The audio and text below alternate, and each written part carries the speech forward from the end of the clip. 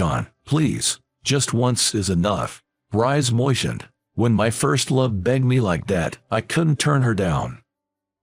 All right, but I have to warn you, I'm not experienced in this sort of thing. I might not do it well. It's the truth. For the entire 32 years of my life, I have had absolutely no experience in love. Who would have thought, a guy like me, being asked to take on such a big task by the stunningly beautiful Emma? My name is John Miller. I'm a single man turning 32 this year. Right after graduating from university, I started working for a medical device manufacturer, where I'm still employed. I've always been good with computers, so I wanted to utilize those skills at work. However, recently, I was transferred from an administrative position to sales. According to my boss, it's good to have experience in various departments, but frankly, I wasn't happy about it. I've never been good at socializing, and I felt I could perform better in an administrative role. Honestly, I think this job change completely ignored the principle of right person in the right place. Plus, there's a male coworker named Alex in the same department who always seems to have it in for me, making the environment extremely uncomfortable. John, you're really useless. Your sales performance won't improve if you keep that gloomy face, Alex would say, scoffing at me. Alex, who is highly educated and handsome, is consistently a top performer in sales. Haha, I'm trying my best, but it's not going well. Sales is simple. Just keep talking, and you'll sell. I really can't understand why you can't do such a simple thing, he said, laughing at me. Alex even has a certified public accountant qualification and is truly an excellent talent. Everyone agrees that if things continue this way, Alex will become a company executive in the future. In contrast, I haven't been able to achieve good results in the department I was assigned to, and it's depressing to think about why there's such a big difference between us, even though we're the same age. Feeling more down than I expected, I decided to visit the municipal library on my next day off. It's been a while since I came here. This library was a special place where I used to spend a lot of time when I was in elementary school. The wooden building is old, but it has a deep charm, and it made me reminisce about the past. I made many memories in this municipal library with my first love. In third grade, I was surprised when my hand touched a girl's as I was trying to pick up a book in this library. It seems we were trying to pick up the same book at the same time. The girl was Emma, who had just transferred to my class. So I was even more surprised. Oh, I'm sorry. No, it's my fault, but I was surprised. I didn't expect to meet you here, John. Me neither. I rarely see other classmates in this library. As we were talking, a librarian who was passing by looked at us. If we continued to chat in the library, we might get told off. Thinking this, I decided to invite Emma to go outside. Normally, I wouldn't feel like this, but I wanted to talk more. I was worried if she might refuse, but Emma gave me a gentle smile and said, sure. So we sat on a bench outside the library. Feeling like this was a bit like a date and made my heart pound, but that's a secret. Emma confided in me. Honestly, I don't really want to go to school. Why? Well, I'm overweight, right? I was bullied at my previous school because of that, and even now, I don't have anyone I can call a friend. I sympathized with Emma's story. I'm also not good at communication and don't have many friends. Me too. I honestly find it hard to go to school. This is the first time I've been able to talk honestly with someone like this, so I'm kind of happy. When I said this, Emma said, me too. Looking back now, I think that was the moment a friendship was born between us. And so, we naturally became friends, and met frequently at the local public library. We certainly had conversations at school, but if we were too close there, we risked becoming the target of teasing, with people saying, "Are those two dating?" We both wanted to avoid that, so we kept a certain distance from each other. Over time, Emma also made a few female friends. Her modest and gentle nature probably made the other girls feel close to her. I'm really glad Emma made friends. For some reason, even though it wasn't about me, I was happy to see Emma enjoying herself. When we first met, we were both too young to understand the concept of love, but as the grades went on, I began to realize that my feelings for Emma were special. Emma and I have the same taste in books, and just talking to her is a real joy. Even though I was full of complexes and often felt suffocated in school life, the time I spent with Emma gave me the energy to live. I hope this time will continue forever. That was my strong wish, but when we became middle schoolers, that dream was sadly shattered. In fact, two changes occurred for Emma and me when we entered middle school. The first one was that we, who had always been in the same class, were separated when we entered middle school.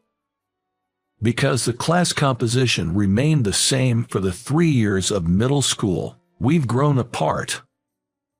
The other change, to the surprise of both me and those around me, was that Emma had transformed into a very beautiful girl upon entering middle school. She had been a bit chubby until then, but she became slender all at once, and even the boys who had not noticed her charm before began to make a fuss over her. Isn't Emma just the cutest? She's also top of the class. I really admire her. Watching Emma become the object of everyone's affection, I had mixed feelings. I'd always thought Emma was cute, even when she was chubby. She'd always been self-conscious about it, so seeing her gain confidence was a good thing. However, seeing Emma becoming more popular, more unattainable, I was hit with the fear that our time together was coming to an end. Sure enough, when we got to middle school, the studies got tougher, and with the added pressure of extracurricular activities, we both became busier. The frequent visits to the public library that we used to enjoy in elementary school became a thing of the past. But still, we managed to arrange a meeting at the public library and had a great time. We haven't had much time to hang out since starting middle school, have we? Yeah, and we're not even in the same class anymore. It feels weird. But we should try and come back here when we have some time. With those words, Emma gave me a warm smile. Our friendship was forever. I felt relieved thinking that, but soon enough, my feelings were shattered. "John, can I talk to you for a sec?" One day during break, I was suddenly called out by a guy in my class named Jack, which surprised me.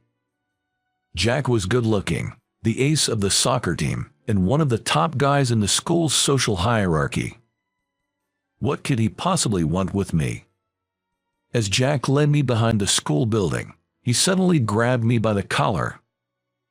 Confused and not knowing what was happening, Jack spoke to me in a harsh tone. "You've been hanging around the public library waiting for Emma, huh? I've got my eye on her, so don't try anything funny." Listening to Jack's words, I was shocked. It seemed someone had seen Emma and me meeting at the public library. I tried to defend myself, but Jack was not in a mood to listen. "Do you really think someone like Emma would give a guy like you the time of day? Know your place, man." With that, Jack let me go, and I fell to the ground. Jack walked away as if nothing had happened. I was left sitting there, stunned and shocked by what had just happened. A school hero like Jack was interested in Emma. In such a situation, it felt absurd for me to ask Emma for friendship. Emma was always kind to me, but I couldn't help but deep down she may have been annoyed. That night, I cried myself to sleep, my mind filled with thoughts. From then on, I stopped trying to interact with Emma. I used to pass by Emma's classroom, go to the public library whenever I could, but I stopped all that to keep my distance from her. The school was full of students, so naturally, the interaction between Emma and me decreased dramatically. We passed each other in the hallway from time to time, but we stopped greeting each other. Although I felt lonely, I accepted the situation. Emma's father was a practicing doctor, and she was a true lady and the school's princess. There was no way she and I could ever be together. If that's the case, it's better to give up before my feelings of affection become any stronger. And so, my first love quietly came to an end. Since then, I never dated any woman. Heck, I didn't even fall in love with anyone else. I grew older, all the while remaining utterly unacquainted with love. Still, it's undeniable that even now, I can't forget my gentle feelings for Emma. People might laugh at me for still carrying that adolescent crush from middle school. But the feelings I never expressed and kept sealed away never faded in me even as I became an adult. With these bittersweet memories of Emma, I decided to visit the city library, where an unexpected event occurred. Shockingly, Emma was at the library. Our eyes met, and we froze for a moment. Neither of us ever expected to reunite in such a place, even though I thought I would never see her again. 17 years since our last meeting, Emma had become even more beautiful. While I was still frozen in surprise, Emma slowly approached and began to speak. You're John, right? Yes, I am. What a surprise, meeting here. Me too. Should we change places? Everyone is kind of paying attention to us. Just as Emma said. Other library patrons were staring at us because we looked so surprised. And so, we decided to talk outside. Somehow, this felt nostalgic. I ended up having tea with Emma at a nearby coffee shop. I never thought I'd be having a one-on-one conversation with Emma. As we were chatting, suddenly Emma started with a troubled expression. I think I can ask John. You see, I'm being forced into marriage. What? I'm currently working as a nurse at my father's clinic, and a supplier who visits there regularly has been making a pass at me. My father, seeing me single and without a boyfriend, is insisting that I should marry this supplier, but I absolutely don't want to. That sounds tough. So, John, please, pretend to be my boyfriend just once. What? I was surprised by Emma's unexpected proposal. Who would have thought I'd be asked to play the role of Emma's boyfriend? When I was trying to reject the man's proposal, I impulsively lied that I have a boyfriend. But he's so insistent and wants to meet the boyfriend. Even my father is telling me to introduce him. I'm really in trouble. But, John, please, just once. Looking into her moist eyes, I couldn't refuse my first love's request. I get it, but I don't have much experience with this, so I might not be good at it. Thank you. If you're sitting next to me, it's fine. I'll do all the explaining to him. And so, I ended up agreeing to play the role of Emma's boyfriend the following Sunday. The venue was the lounge of a hotel, where the man who proposed to Emma was supposed to come. As I was ironing my shirt to wear to the lounge, I had mixed feelings. I was happy to reunite with Emma and happy that she rallied on me. But I wondered why such a beauty like her is single and not dating anyone. If Emma were as beautiful as she is, she should have many other male friends, so why did she choose me? I spent the day with these questions in my heart, but there was another twist waiting for me. Surprisingly, the person who showed up at the lounge with Emma was my colleague, Alex. Why is John here? Even Alex looked surprised and turned to me. Heck, could it be that you two know each other? Know each other? This guy's my colleague. Saying so, Alex glared at me. Even as we faced each other in the lounge, Alex didn't bother to hide his irritation and was quite dismissive. Why did you, Emma, end up dating John. Actually, we're old childhood friends. That's how we naturally started dating. That's suspicious. I work with John, but I never saw any signs of him having a girlfriend," Alex said, looking at us suspiciously. Emma made up a story, but it seemed like Alex saw right through it. "Could it be, Emma, you wanted to turn down my proposal, so you asked John for help?"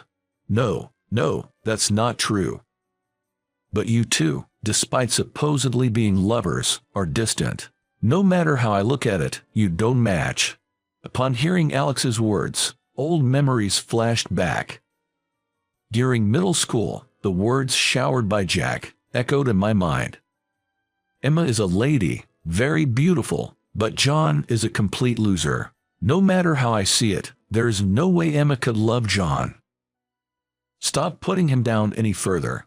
Not expecting Emma to raise her voice, Alex and I were surprised and looked at her. Emma's cheeks reddened, her eyes watered, and she trembled. "Alex, John is a wonderful man, more than you think. I love John, and I won't allow anyone to insult him. Even if it's just acting. To think Emma would defend me." While I was touched, Alex opened his mouth, looking uncomfortable. "Got it, Emma. I'll give up on you. You two, enjoy yourselves." Saying that, Alex got up from his seat with a displeased look and left the lounge with incredible speed. As Emma still had tears in her eyes, I suggested we leave as well and decided to let her cool down in a nearby park. I sat her down on a bench and handed her a handkerchief. "Emma, thanks for defending me. That was quite the performance." "It wasn't an act." Surprised by her words, my eyes widened and Emma began to speak. I've always liked John since long ago. When we got to middle school, I felt like I was being avoided, so I thought I had to give up. But I couldn't like anyone else but John. The reason I asked you to act as my boyfriend this time is because I really wanted to be connected with you in some way." Upon hearing Emma's words, I was struck with a huge shock. Could it be that Emma felt the same way about me? I decided now was the time to tell her how I really felt, and I opened my mouth. "I'm sorry, Emma, for avoiding you, but truth is, I've always had feelings for you." "But why did you avoid me, then?" "Because you became so beautiful, I thought I wasn't good enough." "That doesn't matter. You were the only one who was kind to me even when I was overweight. Actually, I started dieting because I wanted you, John, to like me." 17 years passed since that misunderstanding, but it was now cleared up all at once. We laughed together, and before we knew it, we were in a strong embrace. It was a passionate embrace that seemed to fill the 17-year gap. "I won't ever let you go, Emma." "Thank you. We've had a big misunderstanding, haven't we?" "Yes, but don't worry, we have much more time ahead of us." That's how we officially started dating and got married a year later. I quit my job on this occasion and started working in the administration department at Emma's family hospital. Emma's dad congratulated us on our marriage. When we get married, I had a conversation like this with Emma's dad. "I can trust you, John, to take care of Emma." "Thank you." After losing my wife and having to raise Emma by myself, I felt quite rushed. I once recommended she marry Alex, who used to visit us often, but I guess I need to be more discerning. I never expected him to get fired. That's right. Alex, after being turned down by Emma either out of desperation or recklessness, approached many women at his other clients, which led to numerous complaints, and he ended up losing his job. The important thing is not how others see you, but how you two feel about each other. You and Emma truly love each other, so I'm sure you'll make a good couple. I think so too. Because we're not connected by appearances or status. We're deeply connected by our inner selves. That's why, no matter what happens, I'm confident I will always love this woman who was my first love.